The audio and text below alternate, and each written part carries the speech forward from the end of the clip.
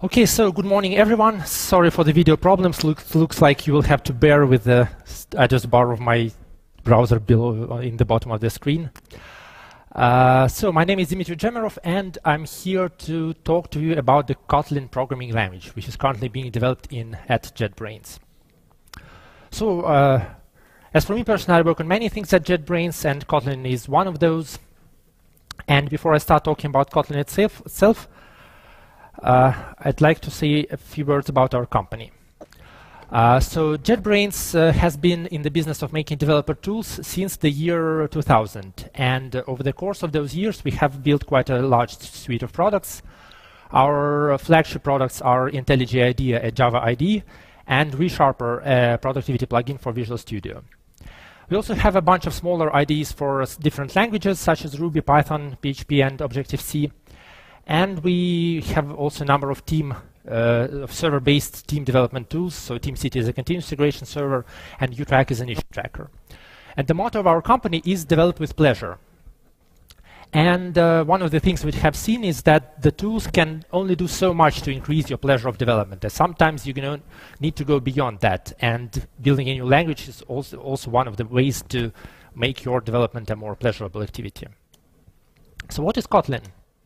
Kotlin is a statically typed, JVM-targeted, open-source, general-purpose programming language. Kotlin is developed by JetBrains with help from the community, so we have already a number of active contributors.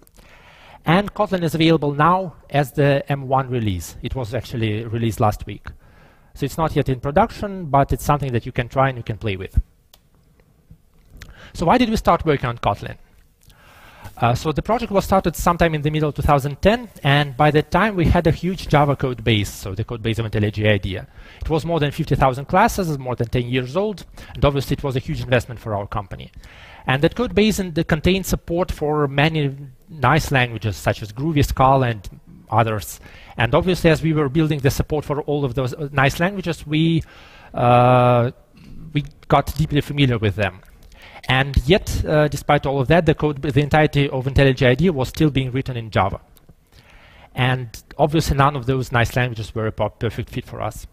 So what is that we seek in a language?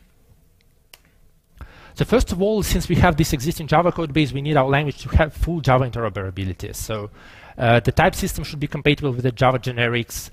Overloaded methods should work. We need to be able to operate with Java array types, Java collections, Java primitive types, so there should be no friction when you're calling either Java code from Kotlin or Kotlin code from Java. Second, we need to have a language that compiles and runs as fast as Java. So since we have a huge code base, we cannot afford to wait 2 hours for it to compile. We need to have something decently performing. We would like to have a language that is more concise than Java, because Java is rather well known for its verbosity, and we want to spend our time typing less and relying a bit less on the code completion features of our IDEs and simply having less code to read and to deal with.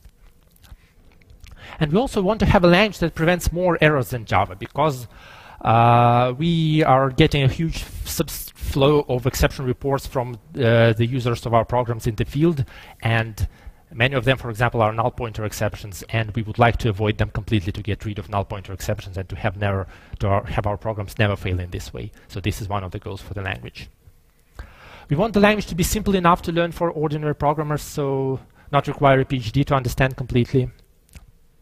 And obviously, since we are a tooling company, we want the language to have efficient tooling from the very beginning. So we would not be happy with having to write this code in Emacs or something like that.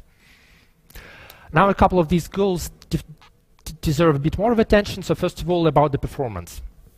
So it's not only the compile time performance matters, but also the runtime performance. So in Kotlin, there is no constant runtime overhead in the generated code. So when you write simple Kotlin code, it compiles roughly the same bytecode as the identical Java code. So there is no cost for using Kotlin. In particular, this includes primitive types. So while the Kotlin type system does not include primitive types as a separate concept, down the road it gets all compiled to the real Java primitive types. There is no boxing going on. And we want the developers to always have a clear understanding of what the code they write costs.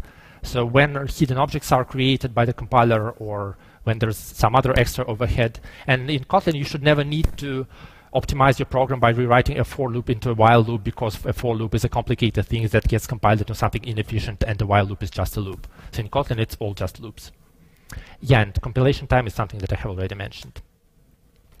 And also, a very important thing to note is that Kotlin is not a research project. So we are not trying to break new ground. We are not trying to invent something really cool that no one ever has done before. And also, we do not buy to the distinction that we do not think that it's worthwhile to have the distinction between library features and app developer features. So, okay, so we have so some other languages say that, okay, we have those features, they are really complicated, but they are only there for the library authors to use, and we will hide them for the regular app developers, and they would not need to learn this stuff. So in Kotlin, there is no such distinction, because our code is, so one part of our code base is just a library for another part of the code base, and there is no distinction. So this person writes library, this person just uses it. And you'll see that many features in Kotlin have already been found in other languages. So some of the languages that we are primarily drawing inspiration from are Groovy, Scala, C# and Gosu. And there are, of course, others. So if today you will not see anything exciting and groundbreaking, that is to be expected. We are not breaking new ground. So, the big reveal, this is what Kotlin looks like. So, this is just a hello world function, and you immediately see some of the features of the Kotlin language. So, semicolons are optional. You can have namespace level functions, so if you want to have a main function, you do not have to put it inside a class. Types are on the right. This is a bit controversial, but we see some value in it. And arrays are just a library type. There is no special syntax for them. And by the way, one thing that I forgot to say in the beginning: if you have any questions at any time, if you don't understand anything about something about the code samples, please feel free to interrupt me at any time. You do not need to wait until the end to ask your questions. Okay, so I assume everything is clear here, and now I will proceed to demonstrate some other features of the language, simply just as a series of code examples that get progressively more interesting. So this is how we deal with classes in Kotlin. So this is the declaration of the user class, and this thing in the parentheses here is the primary constructor. So every class that can be instantiated needs to have a primary constructor. This is the standard way to create its instance, and you can also have secondary constructors, but the primary constructor must always be there. And these val keywords here mean that the name and age here are not simply constructor parameters; they also become public properties of the class. And we have actually two keywords for those. We have val and var, like in Scala. And var means something that is read-write, and val means something read-only. So these are read-only properties. And since we interoperate with Java, so we automatically generate Java-like getters for those things. So getName and getAge methods, they will be there. The next thing that you see here is a shorthand syntax for functions that return a single expression. So when you have just such a simple function, you do not need to specify a return type, which you always need to do in other cases. You do not need a code block as the body, so you simply put an equal sign in the expression. Then the return type of the function will be the same as the type of this expression. And the next thing that we see here is this funny dollar syntax. And you probably recognize this for what it is. It is string substitution. So in Kotlin, you can use you can reference expressions from the enclosing scope inside a string literal. And you can simply reference variables by putting a dollar sign in front of them, or you can also include function calls or something more complicated. I'll show you how it looks on the next slide. And finally, what we see here is that in Kotlin there is no new keyword in the constructor calls. So when you want to create an instance of a class, you simply put the class name and then the parentheses and the constructor arguments. So you don't need to put the new in.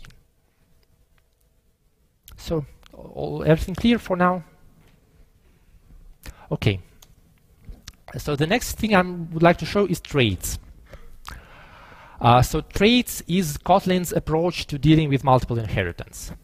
So the initial design of the language had a more or less full-blown multiple inheritance feature, but then we found that it does not work as well as we'd like to. So now we have a simpler things called trades, and trades are this can be also called mix-ins. So your class always has one superclass, and it also can inherit from multiple traits.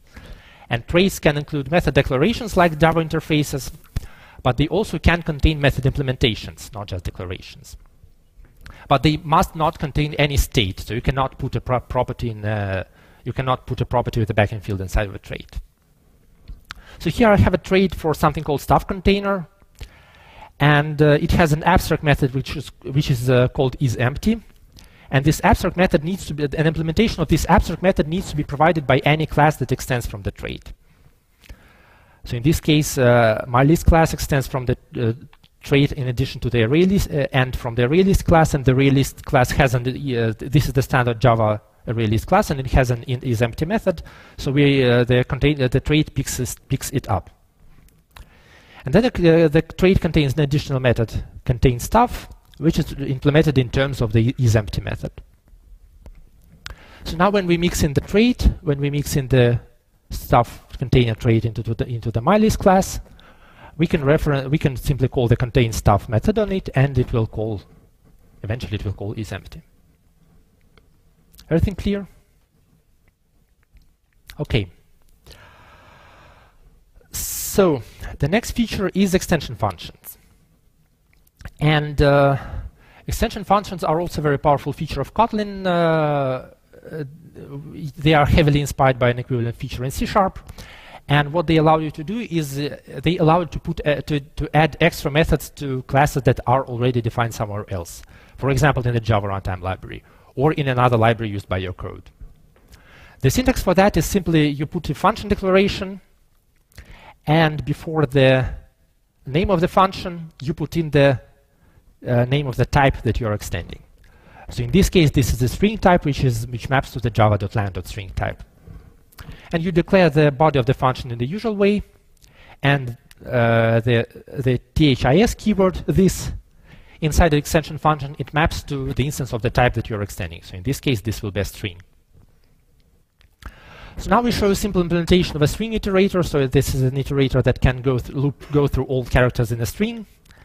And there is nothing particularly fancy here except probably for this thing. So this is a property that has a getter.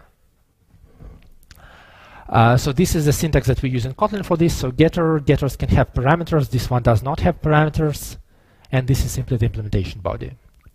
And if you want to have a setter, you just put set and then the declaration. And now, since we have declared the iterator method on a string, now we can use the string in a for loop.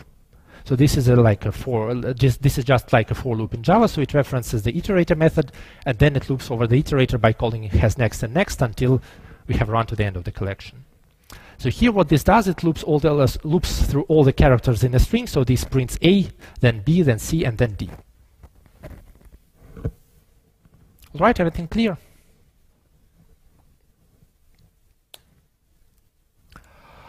The next feature is function literals.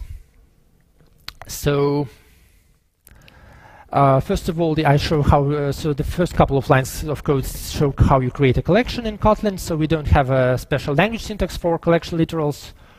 We simply have helper functions in our standard library that help you create different kinds of collections, such as a hash map or array list or whatever. And so we create an array list that has 2 users. And now we are calling a map function that gets another array list that contains the ages of those users. And the map function is also, it can be found in many other languages. And what it does, it calls a certain function on every element of the collection and puts the results in another collection and returns it. And the way that we pass in a function is using this syntax. So this is actually a function literal, which is a shorthand for this kind of syntax. So in the longhand version of the function literal, we put in the, so we have the method called parentheses, we declare explicitly the parameter of the function literal, in this case it's a user, and we put the body of the function to the right of the arrow. Now in this example we are using a number of shorthand, a number of syntax sugar features that allow us to put this in a shorter way. So first of all, we are using type inference. So obviously, since this is a collection of users, then the closure will receive a user, and there is no need to specify the type explicitly. Second, we also have the convention that is found also in Groovy, that it is by default the first argument of a function literal.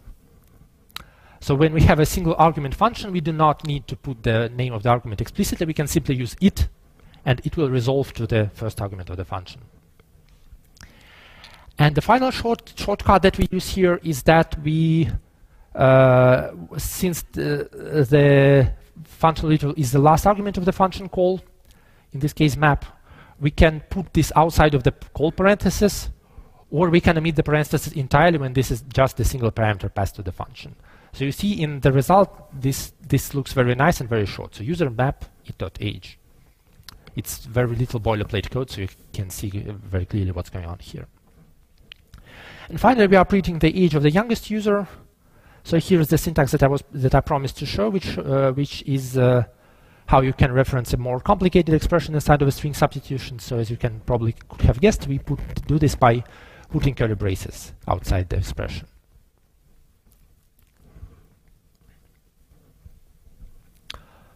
All right, everything clear?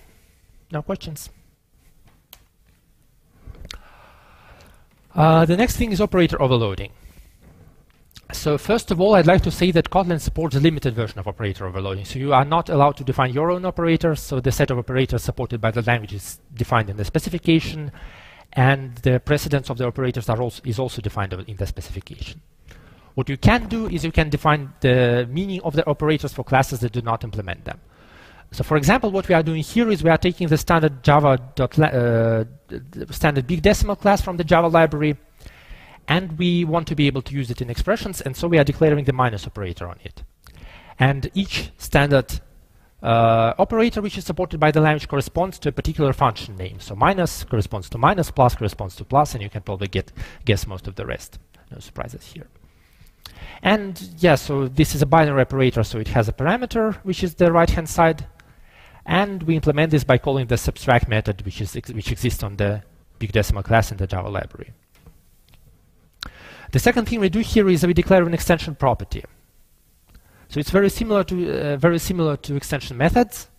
The difference is that you will not need to use parentheses when you refer to it. And so yeah, we declare a getter, and extension property can also have a setter, which means that you can use it on the left-hand side of expressions and so on. And the implementation is very simple. We create the big decimal class from the string instance that we are extending. And the final couple of lines show how this is used. So we are calling the BD extension property on a string, turns it into a big decimal. So this is one big decimal, this is another big decimal, and here we are subtracting them. And this looks like an operator, but in fact this is just a call of this minus method. Yep. Can I replace string by int? I think you can. I'm not 100% sure, but I think you can. So we do not have so int is not a magical type, it's just a type in the Kotlin standard library, so I think this should work.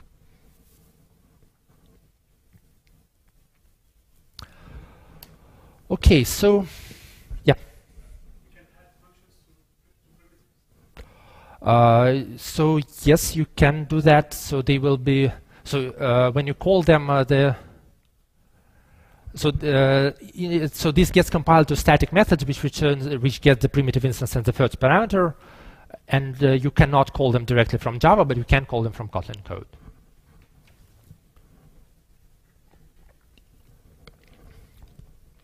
Okay, so next slide is nullability. So I've already mentioned that Kotlin, one of the goals of Kotlin is to avoid null pointer exception, and this exceptions, and this slide shows how we are approaching this thing. So you see that the Java standard library has a number of common gotchas. For example, this list files method, which this is a standard java.io.file method, and it gets the contents of the directory. And when you file that you call on it is not a directory, it does not throw an exception as you might have expected. It simply returns null. And so it's a very common error that we run, that also we run from time to time in our code. Someone calls list files and then it fails because of an IO exception, and we get a null pointer exception in the result. And in Kotlin, such code that will directly call the size property on the list files result, we simply will not compile. So the compiler is going to complain about the dot, and the complaint is going to give that only safe calls are allowed on a nullable receiver. Now, how do we fix the problem? We have actually two things that we can do. So the first thing we can do is to use the save call syntax. So the save call is question mark dot. And the save call, the result of the save call expression is simply the result of calling the method if the receiver is not null. So just want to be clear, the receiver is the thing on the left-hand side of the dot. So this is the receiver, or this is the receiver. And if the receiver is null, then the result of the save call expression is null. So this, the type of this expression is int question mark. So it's nullable integer. So yeah, I didn't mention that we designate nullable types by putting question marks next to the name of the type or class. And the next thing you see here is something called Elvis expression, which you also may have seen in Groovy. And so the Elvis expression is a shorthand for saying, so if the left-hand side is not null, then take its value, and if the left-hand side is null, then take the value on the right-hand side. So this expression will return the number of files in a directory if we were able to retrieve it successfully, and will return null it will return 0 if we failed to calculate it for some reason. Another thing we can do is we can rely on the Dataflow analysis performed by the compiler. So in this example, we are calling the list files method as usual, and we are storing it in a variable.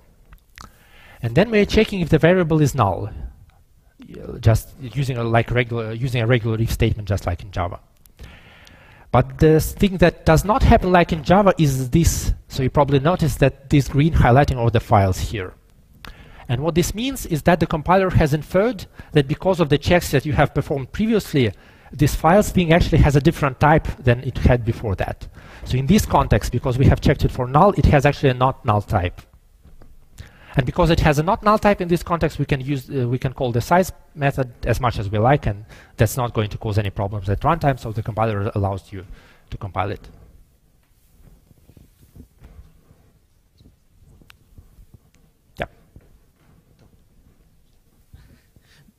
Does it work with the is keyword, which is the equivalent of the instance of? I will show it on the next slide. Okay, sorry.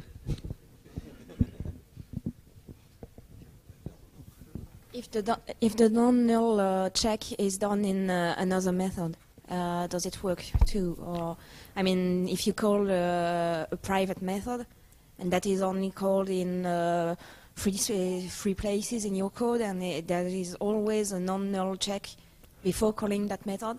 So in this case, you simply annotate, you simply mark the parameter of the method with a not null type, and then you will not need to do any checks when you're inside the method. Yeah, my question was on the same lines. So if you have a method, you can mark it nullable. But if you don't mark it nullable and it happens to return a null, I mean, is this possible, or is the compiler aware? No, this is also not allowed. So this will also not compile. The compiler will detect that. And so it's not an option to specify whether something is nullable or not. So you need to. So it's part of the regular type declaration. So if you don't put a question mark, then it's a not null type, and you are not allowed to return null. And if you put a question mark, then it becomes a nullable type, and so then you can return null values, and you have to deal with them in the places where you're calling the method.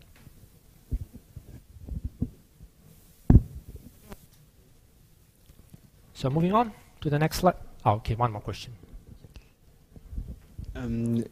Are reference types non-null by default? There is no by default. default. There is no.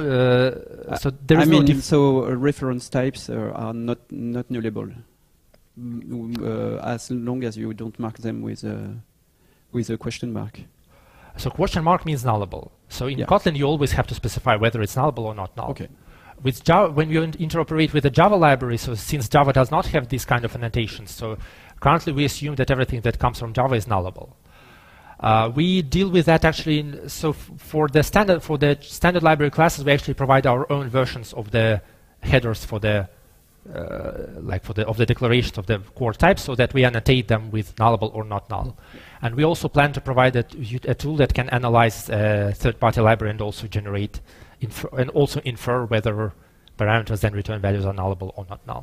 So it's stricter than in C# where a reference type can be null and value types are not null except if marked with question mark. Okay. Yes, exactly. Okay.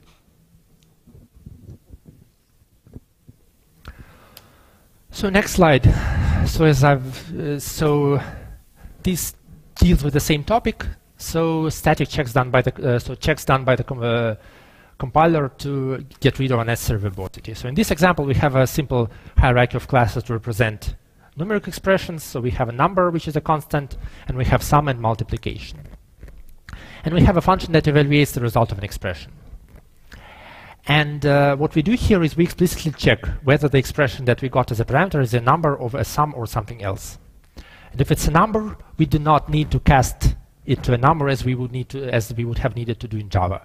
We simply can reference the properties of a number, so this value is this thing value here, and we can simply reference it directly without having to do any additional checks. The same works here in this case, so left and right are the properties of the sum class. Yep. I will show this on the next slide. Okay, so anyway. Yes, you can use a switch. It's not exactly a switch, though. So it's a simple form of pattern matching. And it's done by using the when keyword. And inside of the when keyword, you can you put a number of clauses that check whether the expression in when corresponds to a certain condition. In this case, we are checking the type of the expression, but we can also check for specific values, like in a switch statement, or you can call methods to check whether it corresponds to matches some more complicated condition. And once again, we can use we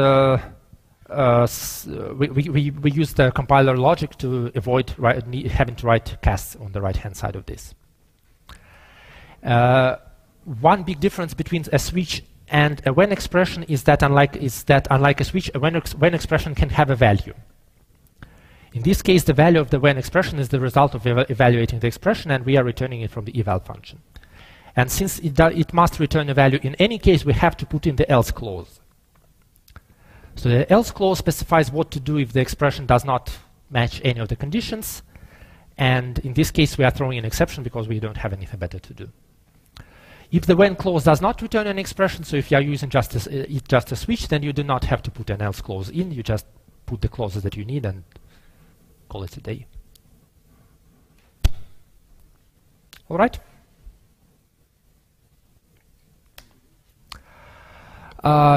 This is actually the last example that I'm going to show, and also the most complex one. So if you don't figure it out right away, don't worry. There is an article on our website explaining this in more detail. But this looks just so nice that I just have to show it to you. So this is Typesafe Builders. So so builders are a feature that exists in some other languages like Groovy. But there's a big difference between what they do and what we do, is that our implementation is completely type safe. So here we are using Kotlin to generate some HTML, as you probably would have guessed. So we have an HTML tag, and we have a head tag, and it has a title, and there's a body with a header and a paragraph, and we also have a way to specify values of attributes, and we put in also the text content. And the beautiful thing about this is that we statically check that the HTML that you generate in this way conforms to the schema. So there is no way for you to put in an invalid tag or an existing attribute. And you also get, of course, it means that you also get full code completion for the available tags and attributes. So head and title, this is all statically checked. Now, how does this work? So the complete implementation of this thing takes about 200 lines of Kotlin code, so I'm not going to explain the entirety of it right now. I can show it to you later if someone is interested. I'll just look at the most interesting key parts. So the first thing that I'd like to show is that tag with text class. So it's an abstract class which extends a tag, and it has a name. And inside of this, we are doing a very funny thing. We are overloading the unary plus operator on a string. So as long as you call a plus, as long as you put a plus before a string in the context of this tag class, this gets compiled to a call of this method. So of course, normally you don't put plus before a string, but since we have overloaded the method, now you can do that. And this is where these weird pluses come from. These are actually unary plus operators on a string. So it would be nice for us to get rid of them altogether, but we haven't come up with a way to do that, and this also looks nice enough. And inside of the method, we are not doing anything fancy. We're simply adding the element with the text to the list of the children of our tag. And the THIS keyword, it refers to the string on the right-hand side of the plus operator. So this string becomes this instance, THIS. The second trick that we are using here is probably is a very common pattern which we have found when developing Kotlin libraries. So this is extension function literals, something we call extension function literals. An extension function literal is just like a function literal with one important difference. It has a specific receiver type. So in this case, the receiver type is specified here before the function signature. So this is the function signature. Sorry. So it's a function that takes no arguments and returns unit. And unit is Kotlin's equivalent of void, which is a bit different, but I won't go into the details. And this is the receiver type. And what we have done by specifying the receiver type is we ensure that inside of the context of the call, so for example in this context, all the method calls by default go to the instance of the property of the to an instance of this type. So in this case it's a head class. So here we pass a specific instance of head that the calls will go to. And so this becomes simply a method call. So this is this actually means that we are calling the title method on the instance of the head class that we have created in the implementation of the head method here. And because of the shorthand syntax that I have shown you, we do not need to put in the parentheses for the method call. We just need to put the curly braces, and since we don't have any parameters, we just put the body inside. So did anyone understand how this works? Okay, that's nice. So now for some easier fare. First of all, I just wanted to mention some other features that Kotlin has. Obviously, it's not possible to demonstrate everything that we do in a 1-hour talk or a 50-minute talk, but just to mention some other things that we do. So first of all, we have inline functions. And what this means is that when you are using closures so you can use, obviously this syntax gives you a possibility to use closures as a replacement for new syntax of a language. So for example, if you want to implement an equivalent of Java synchronized keyword in Kotlin, you can do this by implementing a library method. So normally it would involve creating a new instance for the closure, a new object. This is some overhead. But because Kotlin is capable of inlining this all into the call place, there is no overhead. So you simply put in the synchronized keyword and all gets inlined in a bytecode. There is no call, there is no instance, there's just a single function. We have first class delegation, which means that if you want to delegate, so if you want to override a class and want to delegate most of the calls to another instance and to wrap some of them, then you can just have the compiler generate the boilerplate and write only the stuff that you care about. We have modules as part of the language, which means that a Kotlin project is not simply a bunch of class files running around. It also includes the module declaration, which tells how to compile this thing, what libraries it depends on, and what other modules it depends on, and so on. So when you run a compiler, you don't put a long class path line like you do with JavaC. You put in you call Kotlin C and then the module file, and it parses the module file. And by the way, module files are not XML. These are Kotlin source code. It's the same syntax as the language itself. So it parses the module file, runs it to build a module for the project that you are trying to compile, and then compiles the code. We have declaration side variants. If you know what this is, you will be rejoiced to hear that we have it. If you don't know what this is, don't worry. But the idea is that it makes makes collections very much nicer to use in some cases. Yep, now the time for the demo. So I'm going to demonstrate the IntelliJ IDEA plugin for Kotlin, and yeah, this should probably be with this strange thing on the bottom. I think you'll be able anyway to see what I'm doing. So first of all, I'd like to mention that this is just a regular release version of IntelliJ IDEA Community Edition. So this is the free version of IntelliJ. It's free and open source. The Kotlin plugin is fully compatible with it, so you don't need to buy anything from us in order to be able to use this stuff. And it's very easy to install the plugin. You just go to the plugin repository, search for Kotlin. Search for Kotlin. Kotlin. Yep, there it is. Simply grab the plugin, install it, and you will have Kotlin support in your IDE. Now I have already created the project, and now I will create some Kotlin file inside of it. And if you have used IntelliJ IDEA before, you may recognize this abbreviation. It stands for public static void main in Java. In Kotlin, we don't have to put in public static void main, but the idea is the same. It generates the stub of the main function. And let's start with the hello world. So println hello world. Now I just right click to run this. It compiles, runs, prints hello world. Nothing surprising here. So the next thing I'm going to show is how Kotlin interoperates with Java classes. So I'm going to create an array list now, and val x equals array list of string. And since I have not imported the array list class yet, so it just like when you code Java in IntelliJ, it gives you an auto import pop-up that allows you to import the class, import the statement for you automatically. So you see that although this is quite an early stage of development, you already have access to many of the same productivity features that exist in IntelliJ. And now we are going to put all the arguments inside of this array, and we are doing this by calling the args.for each. You see that the completion works also for extension functions. So although this is, so for each on an array is an extension function, obviously, because this is a Java array type and it does not have a for each method defined.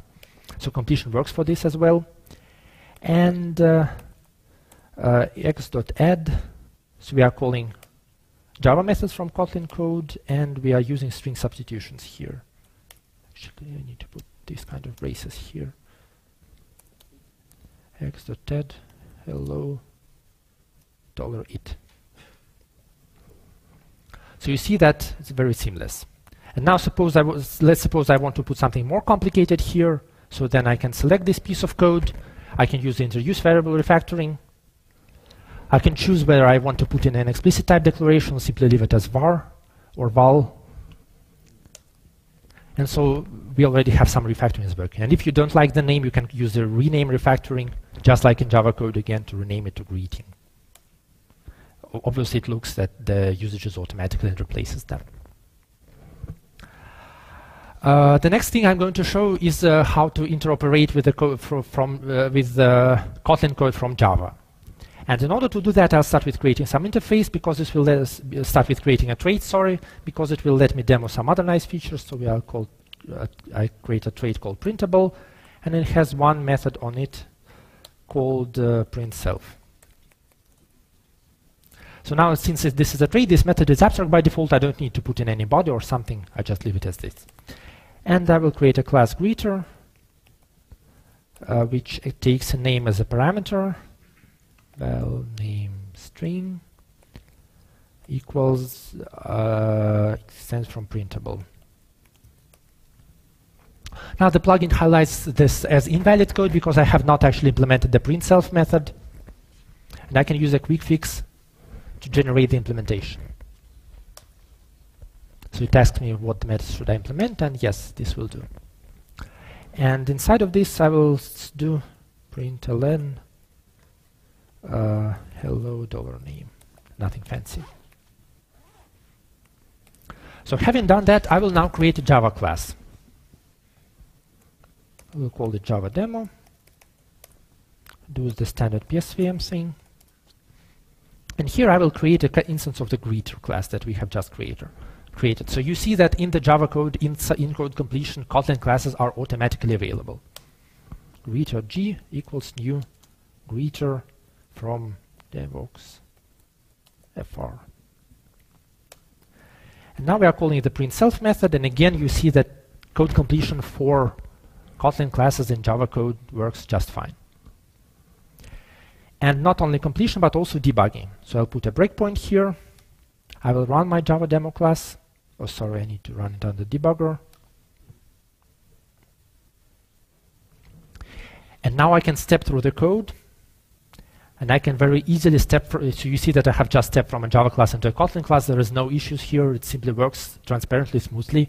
Here I can inspect instance, inspect the instance of a Kotlin class, see the value of the property, and well, the debugger just works across Kotlin and Java code. And obviously, there are many other productivity features that IntelliJ IDEA has, and many of them are already working in the Kotlin plugin. So for example, the go-to-name shortcut. In the go-to-name, you see Kotlin classes. You can use the structure view to get an overview of what your Kotlin file contains. Sorry. There you can see it. You can just browse, see the properties and the methods. You can use parameter info pop-ups when calling Kotlin method. So you see that these are all the parameters that the println method can take. It's overloaded.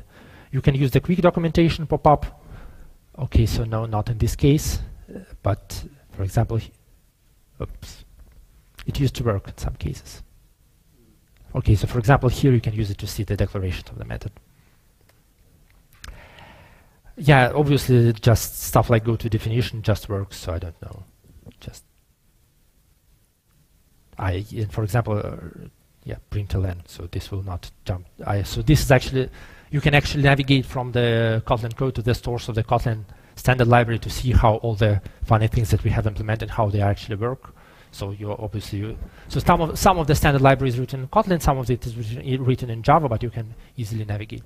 Yep.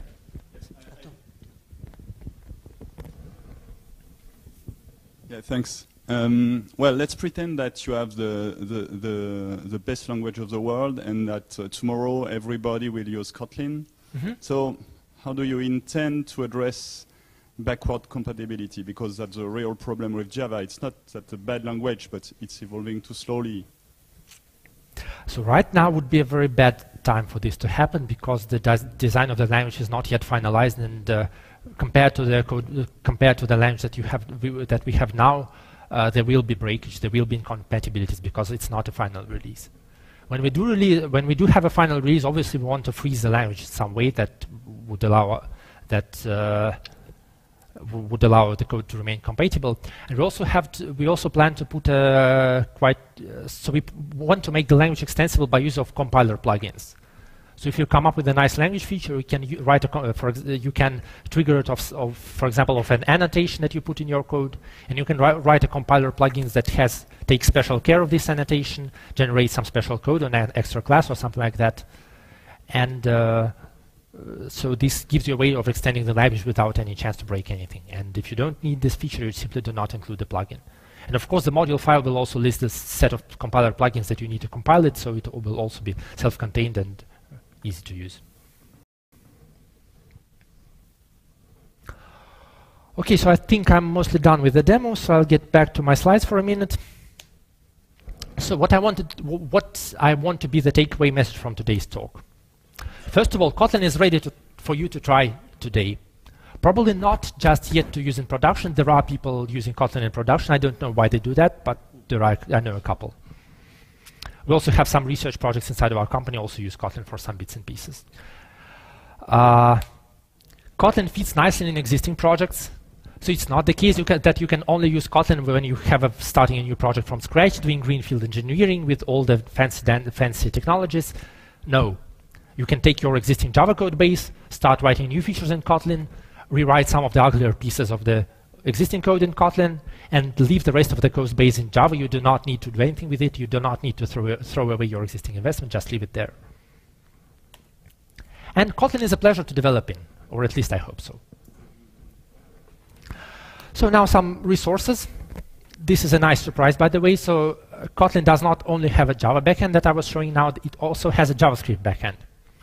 It's very experimental. It's even more in development than the rest of Kotlin, but you can play with it on the web demo. So you can write Kotlin code inside your browser. You can have it compiled to JavaScript. You can have it run directly inside the browser. You can access, I don't know, HTML canvas or stuff like that, and it's very nice to play with. And Kotlin is available on GitHub. We very much welcome contributions. We already have some community members actively working with us on the language. We welcome patches. We welcome libraries that build a nice Kotlin facade around existing Java libraries. We welcome tools that work with Kotlin code, support for editing Kotlin code in different editors or stuff like that.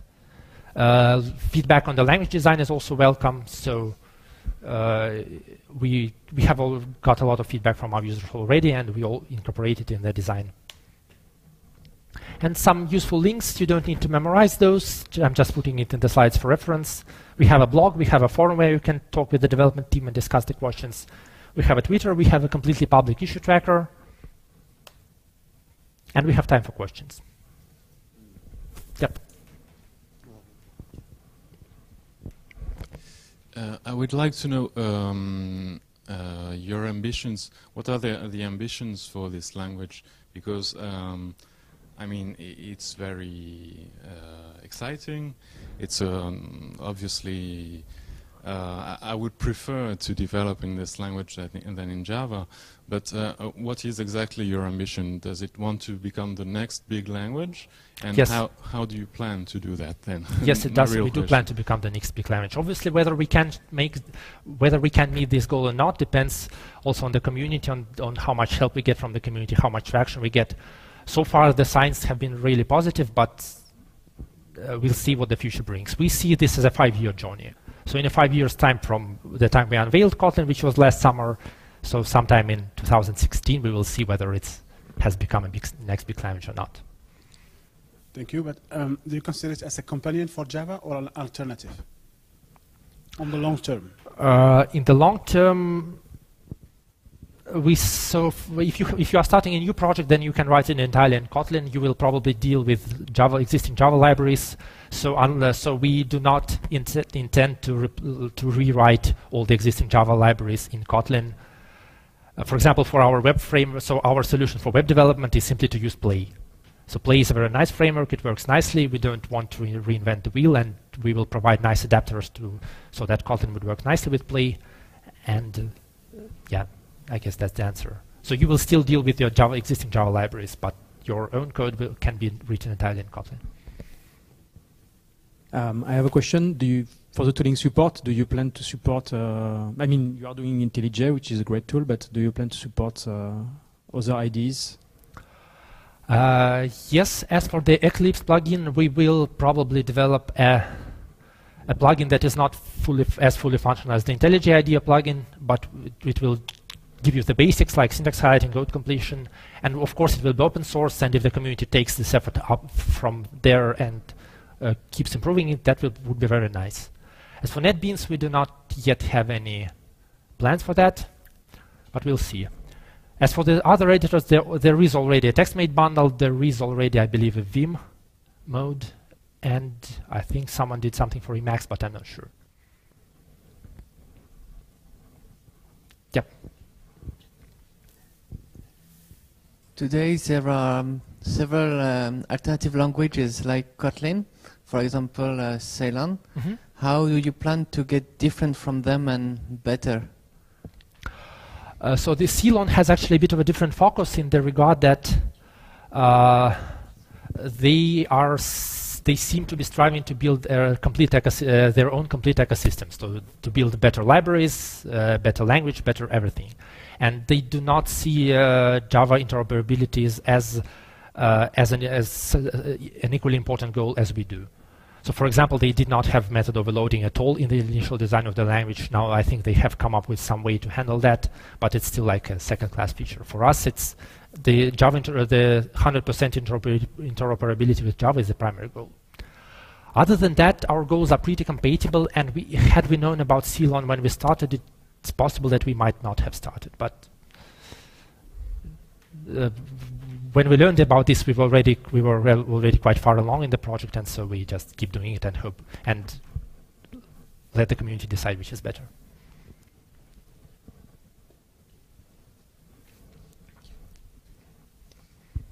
What about the compatibility with Java 8? And there's something in Kotlin, such as modules, and there's Jigsaw in Java 8 and extension methods also. So what do you plan to do to be compatible with Java 8? So as for modules, it's a very good question. So we do not have So Jigsaw itself is not yet completely designed, and our module system is even less completely designed than Jigsaw. But obviously, we will try to make this work together in a nicer way. Extension methods, I don't know if we would need to do, or if we would be able. So, of course, it would be nice to have like Kotlin methods callable as extension methods from Java code. I don't know if this can be done. We haven't really. Closures, well, Java 8 has closures just as a, so they have just the SAM wrapping. So a closure in Java becomes an instance of an interface that implements a single abstract method. So there are not really many interop concerns. So we probably want to have SAM conversion too, so that you could use closures as instances of SAM types, but it's still an open question for us. Yes, I didn't see how you compile the code, the Kotlin code. Is it, are you using the JVM? Does it compile Java code then bytecode, or do you have a special compiler for Kotlin?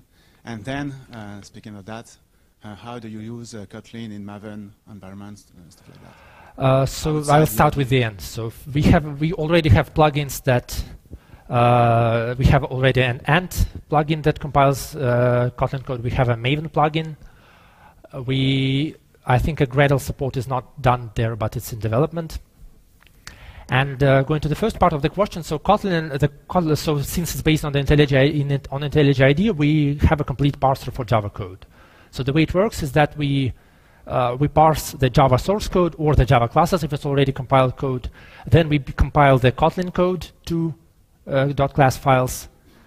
And then we run the regular Java compiler, which can reference the .class files generated from Kotlin code because they have already been generated. And we do not replace the Java compiler. You can use the Java C or Eclipse compiler or whatever you would like.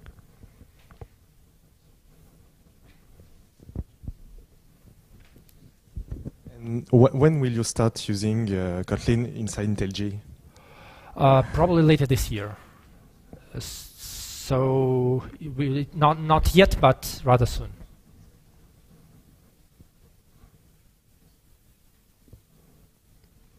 So thanks a lot for your attention. It was nice talking to you.